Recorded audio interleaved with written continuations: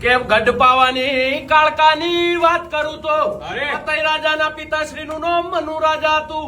મહાકાળી માને બહુ માનતા, ચોખાજીની માતાને ઉખડી ચડાવતા. રોજ દાડો ઉગને ઉખડી લઈને પાવ પહોંચી જાય. ગઢે પહોંચીને માતાને પૂછતા, માતા તારા ઉદિયા ઉખડી પહોંચી શકે નહીં પહોંચી?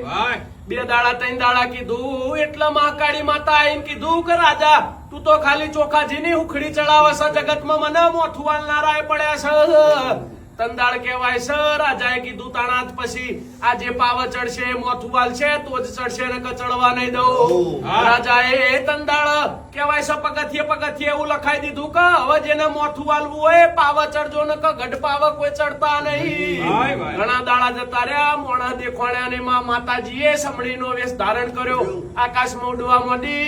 ઉડતા ઉડતા ગજરૂપિયામાં સોણુદી પહોંચી તો એક બાબા કહેવાય છે બાળીનાથ બેઠા હતા, તપ કરતા હતા. એમને જોયું કોઈ દેવ શક્તિ જઈ રહી છે. એમને કહેવાય છે ધૂપમાં અંજળી નોસી ને મોટી દિવાલ બની જી. માતાજી સમડીના વેહે દિવાલે ભટકાઈ નેચા આવ્યો એટલે એમને બધી વાત કરી કે જગતમાં કોઈ મોથું વાળનારું હોય તો મને કયો ને. એટલા બાબાએ કીધું કે તમે જતા રહો ઉજ્જૈન. ઈકડ વિક્રમ રાજા છે એ તમને એર્યો એવો પરાક્રમી છે, એક જ મોડે એવું કામ કરી શકશે. આ તો પહોંચ્યા ને બધી વાત કરી એટલે રાજા કે છે હું તમારા માટે મોથું વાલવા તૈયાર છું, પણ મારા એક ગામમાં શરત છે, એમાં તમને વાત કરવી છે.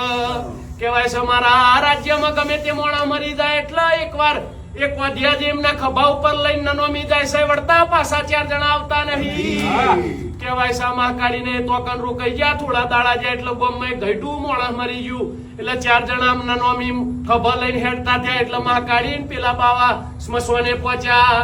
તોકણ જોગણીઓ કહેવાય છે પેલો ને પસાડી નનોમી વાળો ને મારી નોખે છે, ઓખો ખેંચી નોખે છે, કાળજુ ખાવા જાય છે. એટલે મહાકાળી કે છે તમે શું કરો છો?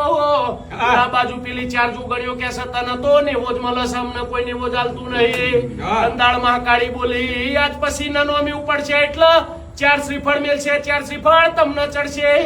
આજે નનોમી નું શ્રીફળ કે છે ગોમના ચોકે ઉભું રે, નનોમી ને ઉતારે એટલે 4 શ્રીફળ છોડીને વધેરે છે. એ 4 જોગણીઓ ના હાલે છે.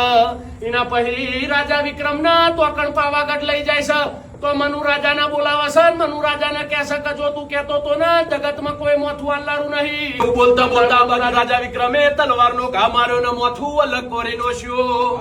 કહેવાય છે આ બાજુ પેલો મનુ રાજા ફફડવા માંડ્યો, આ બાજુ મહાકાળીએ પેલા વિક્રમ રાજાને હજીવન કર્યો કે મારા માટે જે માણસ ધડાલતો હોય ને કોઈ દાડો કમો તે મરવા નહીં દઉં. એ હજીવન કરે તો મારી ગઢપાવાની કાળકાના કમાવાય મારી કાળકા.